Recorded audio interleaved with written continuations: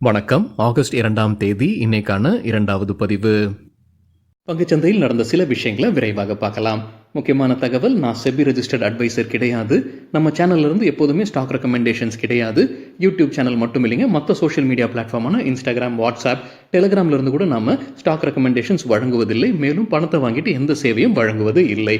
பல போலியான குரூப் இயங்கிட்டு இருக்கு. தயவு செய்து ஜாகிரதையாக இருங்க. இந்த வீடியோவில் காட்டக்கூடிய அனைத்து கம்பெனிகளும் வெறும் இன்ஃபர்மேஷனல் பர்பஸ்க்காக மட்டுமே முதலீடு செய்யுங்கன்னு சொல்கிற வீடியோ கிடையாது. எந்த ஒரு முதலீட்லையும் ரிஸ்க் இருக்கும். ரிஸ்க் புரியாமல் இன்வெஸ்ட் செய்யாதீங்க. ரிஸ்க் புரியலன்னா தயவு செய்து இன்வெஸ்ட்மெண்ட்டை தவிர்த்துருங்க. நம்ம ருபி டிரைவர் சேனலை ஆதரிக்கிற அனைத்து நல்ல உள்ளங்களுக்கும் நன்றி. நம்ம மார்க்கெட் ஓப்பன் ஆகிறதுக்கு முன்னாடி உலக மார்க்கெட்ஸ் எப்படி இருந்ததுன்னு பார்க்கும்போது ஒரு பெரிய வீழ்ச்சி இருந்திருக்குங்க. உலக மார்க்கெட்ஸில் ரத்த கலரியாக இருந்திருக்கு. யூஎஸ் மார்க்கெட்ஸில் நாஸ்டாக் 2.3% ரெட்டில் க்ளோஸ் ஆகிருக்கு. S&P 500 1.4% ரெட்டில் க்ளோஸ் ஆகியிருக்கு. அதே போல் பெரும்பாலான யூரோப்பியன் மார்க்கெட்ஸும் பெரிய அளவில் வீழ்ச்சியை பார்த்துருக்கு. இன்றைக்கி நம்ம மார்க்கெட் ஓப்பன் ஆகிறதுக்கு முன்னாடி ஏஷியன் மார்க்கெட்ஸும் பெரிய அளவில் ரெட்டில் ட்ரேட் ஆகிட்டு இருக்கு.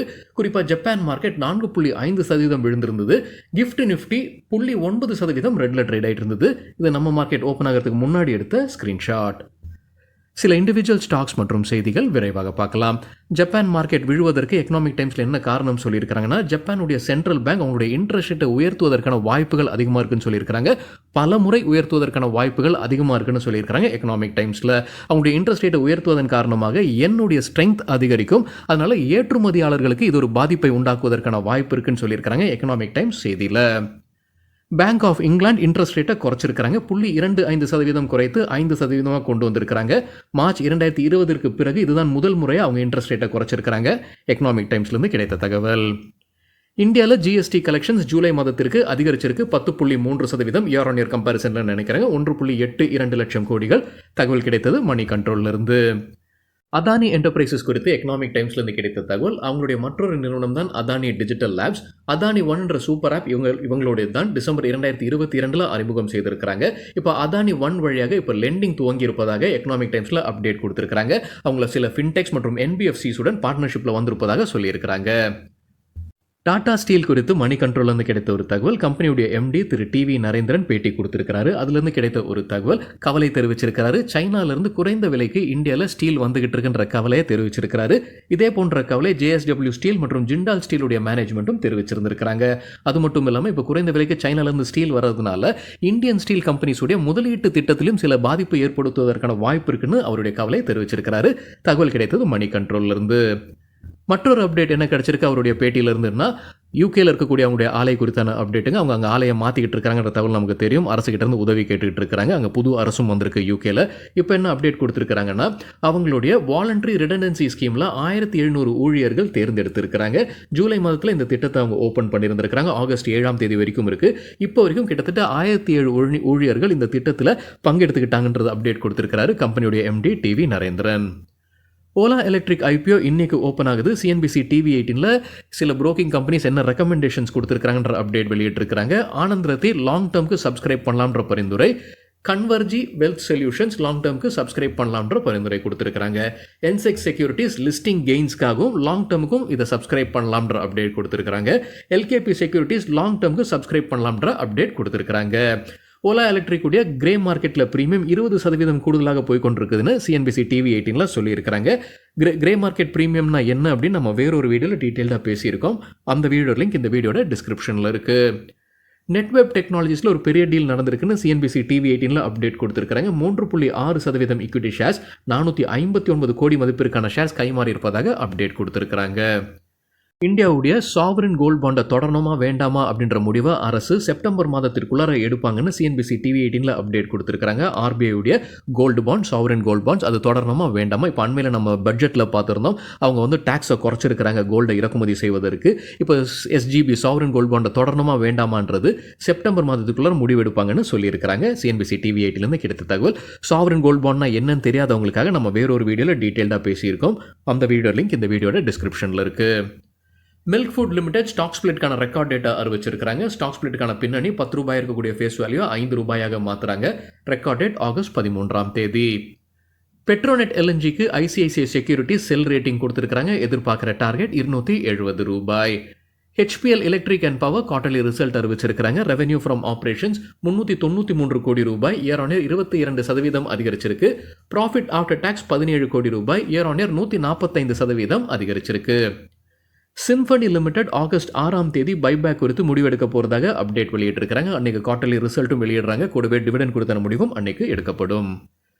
Suryoday small finance bank quarterly ரிசல்ட்டை அறிவிச்சிருக்கிறாங்க. நெட் இன்ட்ரெஸ்ட் இன்கம் 293 கோடி ரூபாய், இயர் ஆன் இயர் 30% அதிகரிச்சிருக்கு. நெட் டோட்டல் இன்கம் 363 கோடி ரூபாய், இயர் ஆன் இயர் 32% அதிகரிச்சிருக்கு. கிராஸ் நான் பர்ஃபார்மிங் அசெட்ஸ் 2.7%, போன வருடம் இதே குவார்டரில் 3% இருந்தது. நெட் என்பிஏ 0.4%, போன வருடம் இதே குவார்டரில் 1.6% இருந்தது. ப்ராஃபிட் ஆஃப்டர் டாக்ஸ் 70 கோடி ரூபாய், இயர் ஆன் இயர் 47% அதிகரிச்சிருக்கு.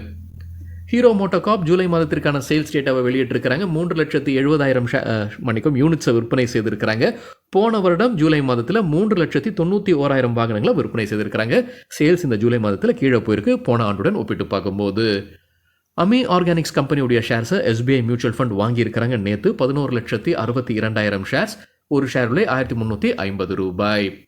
வியாகாம் 18 மற்றும் ஸ்டார் இந்தியாவுடைய மர்ஜர் குறித்தான அப்டேட் எக்கனாமிக் டைம்ஸில் கொடுத்துருக்காங்க. ரிலையன்ஸுடைய நிறுவனங்கள் மர்ஜர் பிப்ரவரி 28ஆம் தேதி அறிவிப்பு வெளியிட்டிருந்தாங்க. இப்போ அக்டோபர் மாதத்திற்குள்ளார இந்த மர்ஜர் முடிவதற்கான வாய்ப்பு இருக்குன்னு எக்கனாமிக் டைம்ஸில் சொல்லியிருக்கிறாங்க.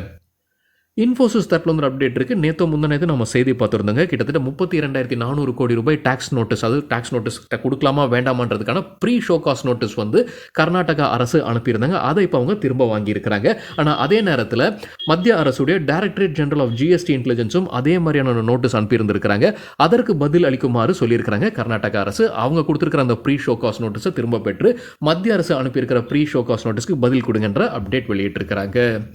அரபிந்தோ ஃபார்மா பைபேக்கான அப்டேட் கொடுத்துருக்காங்க. முன்னவே அவங்க பைபேக் அறிவித்தது தான். அவங்க நிர்ணயித்திருந்த விலை 1,460 ரூபாய். இப்போ என்ன அப்டேட் கொடுத்துருக்காங்கன்னா, எப்போ ஓப்பன் ஆகுது பைபேக் ஆகஸ்ட் 5ஆம் தேதி, எப்போ முடிவடையுது ஆகஸ்ட் 9ஆம் தேதி. ரிசர்வ் கேட்டகரியில் வரக்கூடிய ஷேர் ஹோல்டர்ஸ் கிட்ட இருந்து 5 ஈக்விட்டி ஷேர்ஸை திரும்ப பெறாங்க. 41 ஈக்விட்டி ஷேர்ஸ் வைத்திருந்தா ரெக்கார்ட் டேட் படி. ஜென்ரல் கேட்டகரியில் வரக்கூடிய ஷேர் ஹோல்டர்ஸ் கிட்ட இருந்து 4 ஈக்விட்டி ஷேர்ஸ் திரும்ப பெறாங்க. 531 ஈக்விட்டி ஷேர்ஸ் கையில் வைத்திருந்தா ரெக்கார்ட் டேட் படி. பைபேக்னா என்ன, டெண்டர் ஆஃபர் ரூட்னா என்ன, பைபேக் ரேஷியோவை முன்கூட்டியே கணிக்க முடியுமா போன்ற தகவல் நம்ம வேறொரு வீடியோவில் டீட்டெயிலாக பேசியிருக்கோம். அந்த வீடியோட லிங்க் இந்த வீடியோட டிஸ்கிரிப்ஷனில் இருக்கு. ரெயில்டெல் கார்பரேஷன் குவார்டர்லி ரிசல்ட் அறிவிச்சிருக்கிறாங்க. தகவல் கிடைத்தது CNBC TV 18 நெட் ப்ராஃபிட் 49 கோடி ரூபாய், இயர் ஆன் இயர் 25% அதிகரிச்சிருக்கு. ரெவென்யூ ஃப்ரம் ஆப்ரேஷன்ஸ் 558 கோடி ரூபாய், இயர் ஆன் இயர் 19% அதிகரிச்சிருக்கு. ஜாகல் ப்ரீபெய்ட் ஓஷன் கம்பெனியுடைய ஷேர்ஸை சொசைட்டி ஜெனரல் நேற்று விற்பனை செய்திருக்கிறாங்க. 8.55 லட்சம் ஷேர்ஸ், ஒரு ஷேர் விலை 356 ரூபாய் 43 பைசா. KP கிரீன் இன்ஜினியரிங் தரப்புல அப்டேட் இருக்கு. உள்ளூர் மற்றும் வெளியூர்லேருந்து கிடைத்த ஆர்டர்ஸுடைய மதிப்பு 53 கோடி ரூபாய்னு சொல்லியிருக்கிறாங்க. பார்பிக்யூ நேஷன் தரப்புல அப்டேட் இருக்கு. பெங்களூரு டாக்ஸ் அத்தாரிட்டிஸ் நோட்டீஸ் அனுப்பியிருக்கிறாங்க. 7.7 கோடி ரூபாய் டாக்ஸ் கட்ட சொல்லி நோட்டீஸ் அனுப்பியிருக்கிறாங்க. ஓரியன் கிரீன் பவர் கம்பெனி தரப்புல அப்டேட் இருக்கு. ஆகஸ்ட் 6ஆம் தேதி ரைட்ஸ் இஷ்யூ குறித்தான அப்டேட் வெளியிடப்படும்னு சொல்லியிருக்கிறாங்க. அரவிந்த் ஃபேஷன்ஸ் குவார்டர்லி ரிசல்ட்டை அறிவிச்சிருக்கிறாங்க. ரெவென்யூ இயர் ஆன் இயர் 10% அதிகரிச்சிருக்கு. எண்ணிக்கை 955 கோடி ரூபாய். Profit before tax year on year 67% அதிகரிச்சிருக்கு. எண்ணிக்கை 24 கோடி ரூபாய். NIIT லேர்னிங் சிஸ்டம்ஸ் குவார்டர்லி ரிசல்ட்டை அறிவிச்சிருக்கிறாங்க. ரெவென்யூ 407 கோடி ரூபாய், year on year 7%, quarter on quarter 2% அதிகரிச்சிருக்கு. ப்ராஃபிட் ஆஃப்டர் டாக்ஸ் 60 கோடி ரூபாய், quarter on quarter 10%, year on year 9% அதிகரிச்சிருக்கு. கிரெடிட் ஆக்சிஸ் கிராமீன் தரப்புல அப்டேட் இருக்கு. கம்பெனியுடைய சீஃப் ஃபினான்ஷியல் ஆஃபீஸர் திரு S. பாலகிருஷ்ணா ராஜினாமா செய்திருக்கிறாரு. லெமன் ட்ரீ தரப்புல அப்டேட் இருக்கு. குஜராத் மாநிலத்தில் 82 அறைகள் கொண்ட புது ஹோட்டலை திறப்பதற்கான திட்டம் இது நிதியாண்டு 2029 முடிக்கப்படும்னு சொல்லியிருக்கிறாங்க. எவரெடி இண்டஸ்ட்ரீஸ்க்கு இந்தியா ரேட்டிங்ஸ் அண்ட் ரிசர்ச் கொடுத்திருக்கிற கிரெடிட் ரேட்டிங்கை வெளியிட்டிருக்கிறாங்க. லாங் டேர்முக்கு அப்கிரேட் நடந்திருக்கு. A- A ஆக உயர்த்தப்பட்டிருக்கு. Outlook stable. கிரெடிட் ரேட்டிங் குறித்து நம்ம வேறொரு வீடியோவில் டீட்டெயிலாக பேசியிருக்கோங்க. அதிகபட்ச ரேட்டிங் என்ன, குறைவான ரேட்டிங் என்ன, long term, short term, Outlook என்னன்னு அதில் பேசியிருக்கோம். அந்த வீடியோட லிங்க் இந்த வீடியோட டிஸ்கிரிப்ஷனில் இருக்குது. தைரோகேர் டெக்னாலஜிஸ் மே மாதத்தில் டிவிடெண்ட் அறிவிச்சிருந்திருக்கிறாங்க 18 ரூபாய். அதற்குரிய ரெக்கார்ட் டேட் இப்போ வெளியிட்டிருக்கிறாங்க ஆகஸ்ட் 16ஆம் தேதி. ஸ்பைஸ் ஜெட் குறித்து எக்கனாமிக் டைம்ஸ்லேருந்து கிடைத்த தகவல், துபாயிலிருந்து இந்தியாவுக்கு வரக்கூடிய அவங்களுடைய சில சேவைகளை ரத்து செய்திருப்பதாக அப்டேட் ஸ்பைஸ் ஜெட் கொடுத்துருக்காங்கன்னு எக்கனாமிக் டைம்ஸ்லேருந்து கொடுத்த தகவல். சொல்லியிருக்கிற காரணம் ஆப்ரேஷனல் ரீசன்ஸ். மாருதி சுசுகிக்கு ரிசல்ட்டுக்கு பிறகு என்ன ரேட்டிங் கொடுத்துருக்காங்க புரோக்கிங் கம்பெனிஸ் டார்கெட் மணி கண்ட்ரோல்லேருந்து கிடைச்சிருக்கிறது. ஜெஃப்ரிஸ் பை ரேட்டிங் கொடுத்துருக்காங்க மாருதி சுசுகிக்கு கொடுத்துருக்கிற டார்கெட் ரூ. 15,200. நுவாமா இன்ஸ்டிடியூஷனல் ஈக்விட்டிஸ் பை ரேட்டிங் கொடுத்துருக்காங்க மாருதிக்கு எதிர்பார்க்குற டார்கெட் ரூ. 16,000. நுமுரா நியூட்ரல் ரேட்டிங் கொடுத்துருக்காங்க எதிர்பார்க்குற target 13,133. Bank of America neutral rating கொடுத்துருக்காங்க எதிர்பார்க்குற டார்கெட் ரூ. 14,200. பிரின்ஸ் பைப்ஸ் குவார்ட்டர்லி ரிசல்ட் அறிவிச்சிருக்காங்க. ரெவென்யூ ரூ. 604 கோடி, இயர் ஆன் இயர் 9% அதிகரிச்சிருக்கு. ப்ராஃபிட் ஆஃப்டர் டாக்ஸ் ரூ. 25 கோடி, இயர் ஆன் இயர் 25% அதிகரிச்சிருக்கு. ஃபிஎம் இண்டஸ்ட்ரீஸ் தரப்புல அப்டேட் இருக்கு. அவங்களுடைய அசோசியேட் கம்பெனி இட்டாலியில் இருக்கக்கூடிய அசோசியேட் கம்பெனிலேருந்து அவங்க முற்றிலுமாக வெளியேறுவதாக சொல்லியிருக்கிறாங்க. யார் வாங்குறாங்க? அங்கே இருக்கக்கூடிய ஒரு நபரே வாங்குவதாக அப்டேட் கொடுத்துருக்காங்க ஃபிஎம் இண்டஸ்ட்ரீஸ். ஹெச்டிஎஃப்சி லைஃப் தரப்புல அப்டேட் இருக்கு. IRDAI insurance regulatory and development authority of India அபராதம் விதிச்சிருக்காங்க. சில விதிமீறல்கள் காரணமாக ரூ. 2 கோடி அபராதம் விதித்திருப்பதாக அப்டேட் சொல்லியிருக்கிறாங்க ஹெச்டிஎஃப்சி லைஃப் இன்சூரன்ஸ். ரிசல்ட் அறிவித்த சில கம்பெனிகள் இன்னைக்கு எப்படி பர்ஃபார்ம் பண்ணியிருக்கிறாங்க? டாடா மோட்டார்ஸ் 5% வீழ்ச்சியை பார்த்திருக்கு இன்ட்ராடேல. ஐடிசி 2% விழுந்திருக்கு. ஜொமேட்டோ 12% அதிகரிச்சிருக்கு, கலக்கி இருக்கிறாங்க. அதானி என்டர்பிரைசஸ் 3% விழுந்திருக்கு. காலையில் 10:30 மணி அளவில் எடுக்கப்பட்ட டேட்டா இது. சரிங்க, இதுதான் சில விஷயங்கள் என்னுடைய பார்வைக்கு எட்டியது. நன்றி, வணக்கம்.